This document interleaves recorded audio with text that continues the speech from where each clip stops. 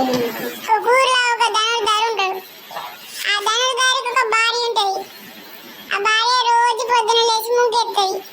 ముగ్గేసినప్పుడల్లా ఆ ధనుర్ధారి ఏం చేస్తాడు, తన బాణం విసురుతాడు. తన బాణం విసిరినప్పుడల్లా అలా భార్య ముక్కు పుడక లోపట్లకి వెళ్ళి ఆమె చెవు దగ్గరికి వెళ్ళి వెళ్తాయి. అట్లా రోజు చూస్తాడు.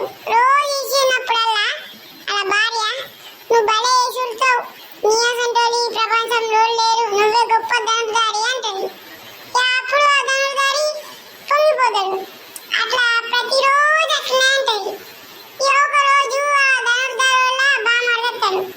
అంటే వాళ్ళ భార్యలో చెల్లె వచ్చినప్పుడు వాళ్ళ భార్యలో తమ్ముడు, వాళ్ళ భార్యలో తమ్ముడు వచ్చినప్పుడు వాళ్ళ తమ్ముడు కూతాడు. ధనుర్ధారి బాణం ఇచ్చాను చూసినాక వాళ్ళ తమ్ముడికి ఒకటి అర్థమైంది.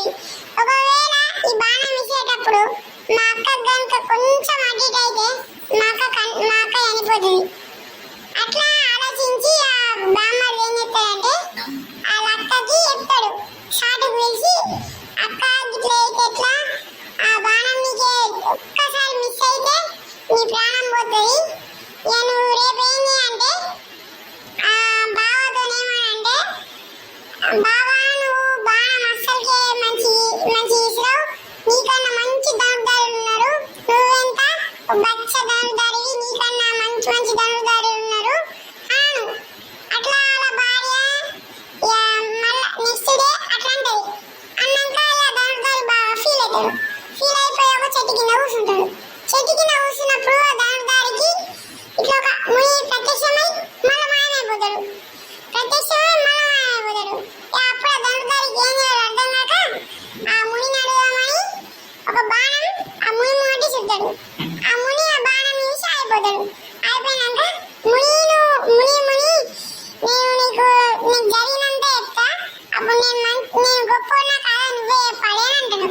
అప్పుడు ఆ ధనుర్ధారి జరిగినంత చెప్తాడు. ఆ ముని ఏమంటాడంటే, నువ్వు కాదా గొప్ప, నేనేనా గొప్ప, నువ్వెంతరా బాణం విసురుతావు గంతే, నేను కళ్ళు మూసి కళ్ళు వేసే లోపట్ల ప్రపంచం మొత్తం చుట్టేస్తా. నువ్వు కాదా గొప్ప, నేనేరా అని ఇద్దరు కొట్టుకుంటారు. కొట్టుకున్నాక దూరం పోతారు. దూరం పోయినాక ఒక గొర్రె కాపరి కనబడతాడు. ఆ గొర్రె కాపరి గొర్రెలు కాసుకుంటుంటాడు. అయ్యో ఒక గొర్రె పిల్ల కనబడేది. ఆ గొర్రె కాపరి ఇట్లా కన్నతో చూస్తాడు. చూసి దాన్ని ఏర్పాటు చేసి గొర్రె పోతు మీద పోయి ఆ పిల్లని తీసుకొస్తాడు. వీళ్ళిద్దరు కలిసి ఏమనుకుంటారంటే ఈ గొర్రె కాపరిని అడుగుదాం అనుకుంటారు. ఆ గొర్రె కాపరికి జరిగినంత చెప్తారు. అప్పుడు ఆ గొర్రె కాపరి, అరే మీరెంత గొప్ప, నేనేదో గొప్ప, మీరెంత ఉరుకుతారు, బాణం విసురుతారు, నేనైతే ఎంతో దూరం ఉన్నది కూడా కనిపెడతా,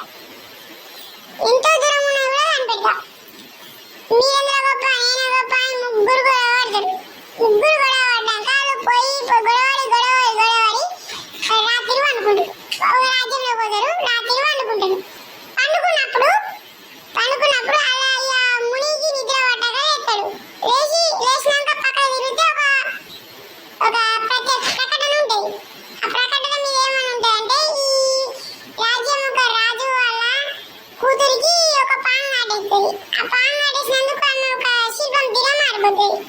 ఆమె శిల్పం తీర మారిపోయింది కాబట్టి ఆమెని న్యాయం చేయాలంటే సప్త సముద్రాలు దాటి ఒక కొండ మీద 7 రాక్షసులను చంపి ఒక మూలికను తీసుకురావాలి. ఆ మూలికను తీసుకురావాలి. అందుకే అప్పుడు ఆయన ప్రకటన చేస్తాడు. ప్రకటన చేసిన తర్వాత దాన్ని చూసిన ముని గొర్రె కాపరిని లేపుతాడు. ఎందుకంటే గొర్రె కాపరి చూసి దాన్ని చెప్తాడు ఎక్కడుందో. గొర్రె కాపరి లేపిన తర్వాత గొర్రె కాపరి చూసి ఆ ధనుర్ధారిని లేపుతాడు. ధనుర్ధారిని లేపిన తర్వాత ధనుర్ధారికి చెప్తాడు. ధనుర్ధారి నేను నీకు రాక్షసులను చూపెడతా, వాళ్ళను చంపేయి అంటాడు. అన్న తర్వాత అప్పుడు ఆయన చంపేస్తాడు. చంపేసినాక ముని జల్దీ ఆ మూలికను తీసుకొస్తాడు. అప్పుడు ఆ రాజ్యాన్ని ఆ రాణిని వాళ్ళకిచ్చి పెళ్లి చేయాలి. తెలిస్తే కామెంట్ చేయండి ఫ్రెండ్స్, లైక్ అండ్ సబ్స్క్రైబ్. అరే ఇవంతా చెప్పినావు అని రాజుగారి ప్రకటనలా అది ఇట్లా రాజ్యము రాణిస్తారని చెప్పలేవు కదా. అవురా నేను మర్చిపోయినా, మంచిగా గుర్తుపట్టినావు. సరే కానీ వెళ్ళిపోదాం. ఫ్రెండ్స్